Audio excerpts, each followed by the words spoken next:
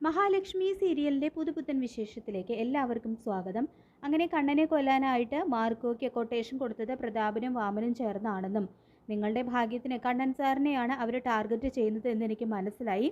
അതുകൊണ്ടാണ് അവർ രണ്ടുപേരെയും ഇടിച്ച് പഞ്ചറാക്കിയതെന്നും അവർ കേസുമായിട്ട് മുന്നോട്ട് പോയാൽ എന്നെ കേസിൽ നിന്നും ഊരിക്കൊണ്ടു പോരേണ്ട കടമ നിങ്ങൾക്ക് രണ്ടു പേർക്കും ഉണ്ടെന്നും മാർക്കോ പറയുമ്പോൾ സത്യങ്ങളെല്ലാം അറിഞ്ഞ് ഞെട്ടിത്തെരിക്കുകയാണ് കേട്ടോ മഹി. തുടർന്ന് ദേഷ്യം കൊണ്ട് വിറയ്ക്കുന്ന മഹി പ്രതാപിനെ വിളിച്ചിട്ട് പറയുന്നുണ്ട്, നിങ്ങളെ തല്ലിയ ആൾക്കെതിരെ കേസിന് പോകാനാണ് ഭാവമെങ്കിൽ അതിന് മുൻപ് നടന്ന പല സംഭവങ്ങളും തെളിയും.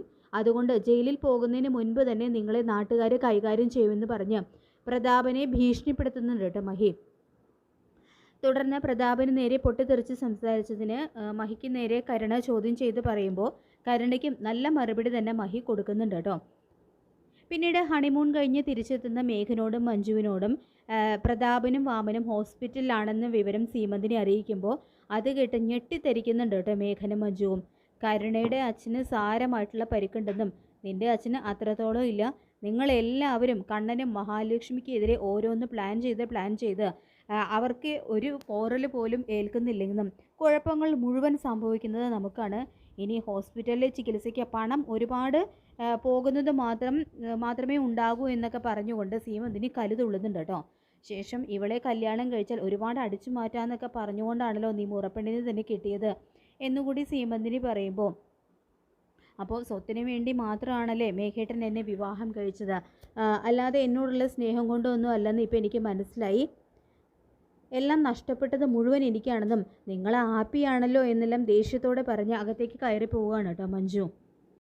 ശേഷം മേഘൻ യാത്രയൊക്കെ കഴിഞ്ഞ് വന്നിട്ടുണ്ട്. അവൻ ഇനി കൂടുതൽ അപകടകാരിയാകാൻ സാധ്യതയുണ്ടെന്നും അവൻ്റെ അച്ഛനെ തല്ലിച്ചതച്ചത് ആരാണെന്ന് അന്വേഷിച്ച് അവൻ ഇറങ്ങാതിരിക്കില്ല. മാത്രമല്ല അവർ ആഗ്രഹിച്ചതുപോലെ കാര്യങ്ങളൊന്നും നടന്നില്ലല്ലോ, അതുകൊണ്ട് ഞാനും താനും ഒക്കെ ഇനി കൂടുതൽ അലർട്ടാവണം.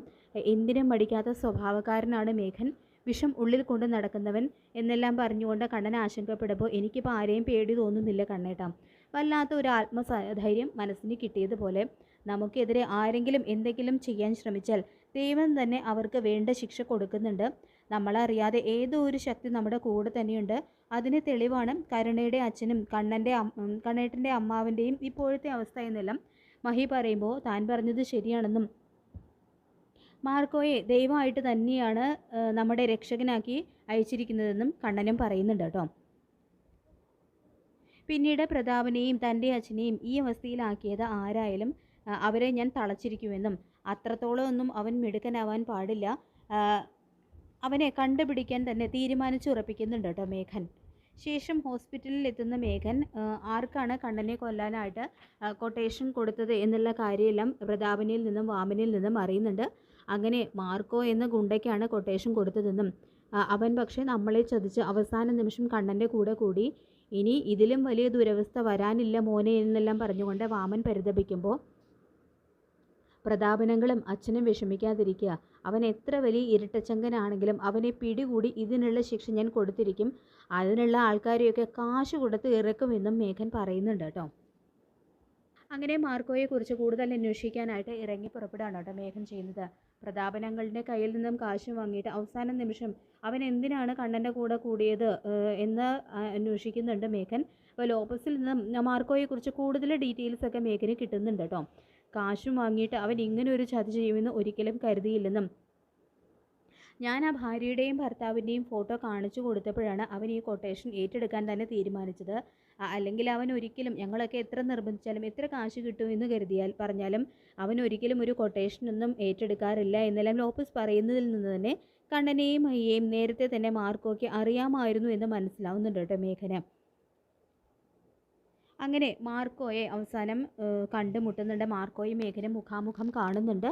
മേഘൻ്റെ ഗുണ്ടകളെ നിഷ്പ്രയാസം തന്നെ കീഴ്പ്പെടുത്തുന്നുണ്ട് കേട്ടോ മാർക്കോ. അതിൽ നിന്ന് തന്നെ മാർക്കോ നിസാരനല്ല എന്ന് തന്നെ മേഘൻ തിരിച്ചറിയുന്നുണ്ട്. തുടർന്ന് കണ്ണനെ കൊല്ലാൻ നടക്കുന്ന കൂട്ടത്തിൽപ്പെട്ട ഒരാളാണ് മേഘൻ എന്ന് തിരിച്ചറിയുന്ന മാർക്കോ മേഘനെയും ഇടിച്ച് പഞ്ചറാക്കുന്നുണ്ട് കേട്ടോ. അങ്ങനെ പ്രതാപൻ്റെ അതേ അവസ്ഥയിൽ തന്നെ ആയി പോകുന്നുണ്ട് കേട്ടോ മേഘനം. ഒടുവിൽ മാർക്കോ തന്നെ കണ്ണനെയും മഹിയും അത്ഭുതപ്പെടുത്തിക്കൊണ്ട് കമലേശ്വരത്തിൻ്റെ പടി കടന്ന് എത്തുന്നുണ്ട്. താൻ ആരാണ് എന്നുള്ള കാര്യം എല്ലാവരും അവരറിയാനുള്ള സമയമായി എന്ന് തീരുമാനിച്ചുറപ്പിച്ചുകൊണ്ടാണ് കേട്ടോ അവരുടെ മുന്നിലേക്ക് ചെല്ലുന്നത് മാർക്കോ. അങ്ങനെ അന്ന് രാത്രി തന്നെ ഗുണ്ടകളിൽ നിന്നും രക്ഷിച്ച ആളും കണ്ണേട്ടനെ രക്ഷിച്ച ആളും ഒരാൾ തന്നെയാണ് എന്ന് കണ്ണനും മഹിയും തിരിച്ചറിയുന്നുണ്ട്. തുടർന്ന് മാർക്കോയോടായിട്ട് കണ്ണൻ പറയുന്നുണ്ട്, ഞാനും ഇയാളും എപ്പോഴും ചിന്തിക്കുന്ന ഒരു കാര്യമാണ്, ഞങ്ങൾക്ക് ആപത്ത് വരുന്ന സമയങ്ങളിൽ ദൈവം എന്തിനാണ് മാർക്കോയെ കൃത്യസമയത്ത് ഞങ്ങളുടെ മുന്നിൽ എത്തിക്കുന്നതെന്ന്. ഇതുവരെ അതിന് കൃത്യമായിട്ടുള്ള ഒരു ഉത്തരം കിട്ടിയിട്ടില്ല എന്നെല്ലാം കണ്ണൻ പറയുമ്പോൾ, അതങ്ങനെ യാദൃച്ഛികമായിട്ടുണ്ടാകുന്ന ഒന്നല്ല സാർ. കണ്ണൻ സാറിനും എനിക്കും ഇടയിൽ സാറിന് പോലും അറിയാത്ത ചില ബന്ധങ്ങളുണ്ട്.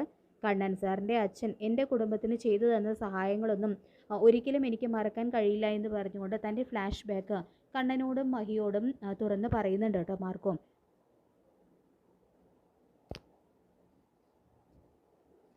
ശേഷം കൃത്യമായിട്ടുള്ള വരുമാന മാർഗങ്ങളൊന്നും ഇല്ലാത്ത മാർക്കോയ്ക്ക് ഇനിയുള്ള കാലം സുഖമായിട്ട് ജീവിക്കാനുള്ള പണം നൽകാമെന്നെല്ലാം കണ്ണൻ പറയുന്നുണ്ടെങ്കിലും മാർക്കോ അത് വാങ്ങിക്കാനായിട്ട് അത് നിരസിക്കുകയാണ് കേട്ടോ ചെയ്യുന്നത്. കണ്ണൻ്റെ ആ ഓഫർ മാർക്കോ നിരസിക്കുന്നുണ്ട്.